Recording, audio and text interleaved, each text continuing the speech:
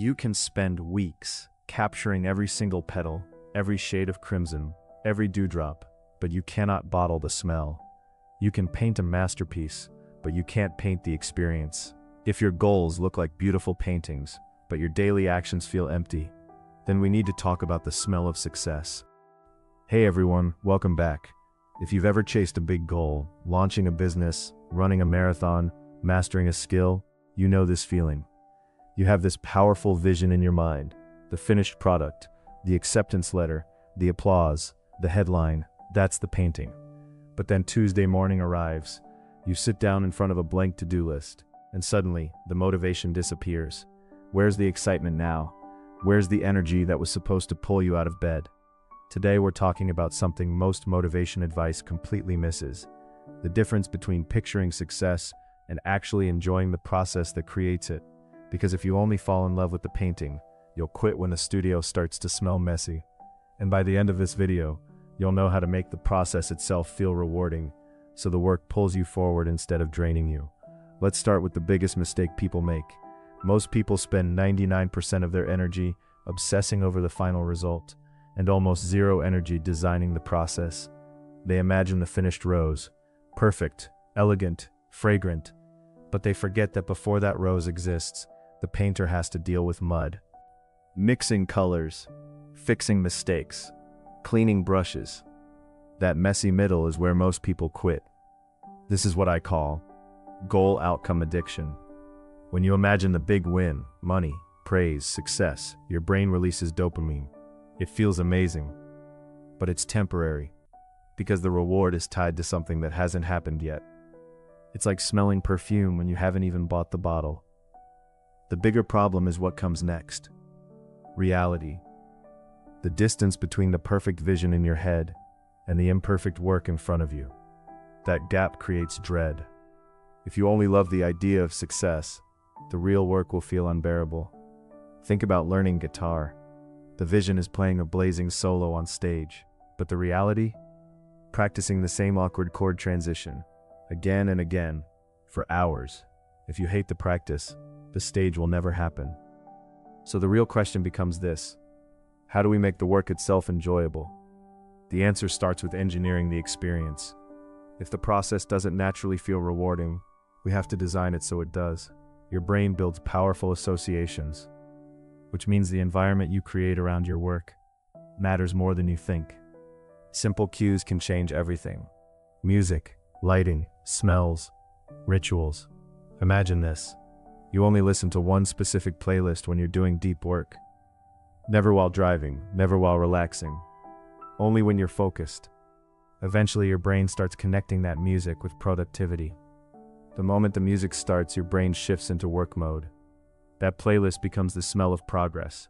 Small rituals like this turn work into a trigger instead of a struggle.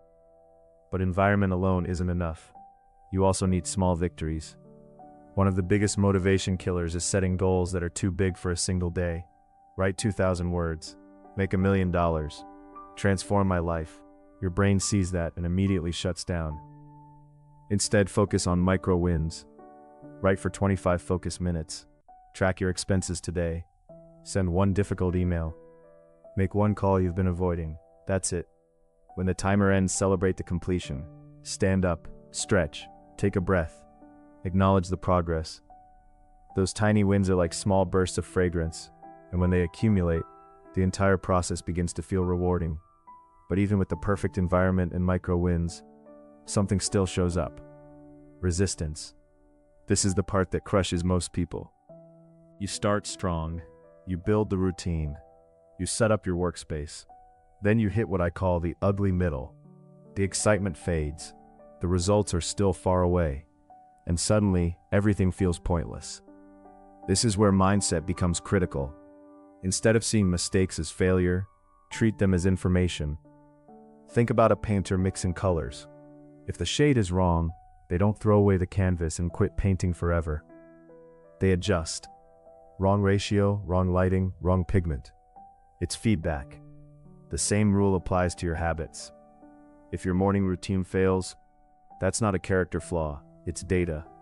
Maybe you stayed up too late, maybe the routine was unrealistic, Maybe the environment wasn't right. Every breakdown reveals a new adjustment. Failure isn't the end. It's information. But sometimes resistance still wins. Some days you feel zero motivation.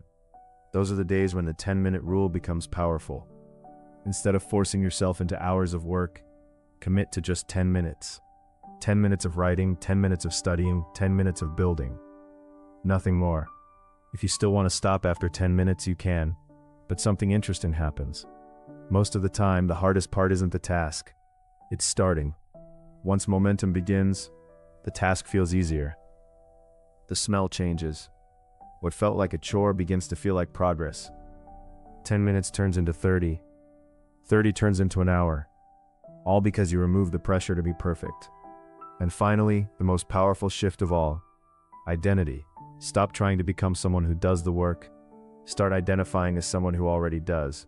You're not trying to write, you are a writer. You're not trying to train, you are an athlete. You're not trying to build something meaningful, you are a builder. When the work becomes part of who you are, motivation stops being the driving force. Consistency becomes natural. A painter doesn't wait for inspiration, they paint. An entrepreneur doesn't wait for perfect timing, they execute. You don't control the outcome, but you do control showing up today, mixing the colors, making the attempt, smelling the process. And that's where real success lives. Not in the finished painting, but in the studio, the quiet focus, the messy brushes, the imperfect progress. So remember this. Stop relying on the dopamine hit of the future result. Design an environment that makes the process rewarding. Celebrate small daily wins. Treat setbacks as data, not failure. Use the 10-minute rule when resistance shows up. And most importantly, become the person who shows up to do the work. Only the person who learns to love the smell of the studio will ever finish the canvas. If this message resonated with you, subscribe for more ideas on focus, discipline, and building a life you're proud of. And if you want to learn how to structure your day for deep, powerful focus, check out the next video on your screen. Thanks for watching. Now go get messy and enjoy the smell of progress.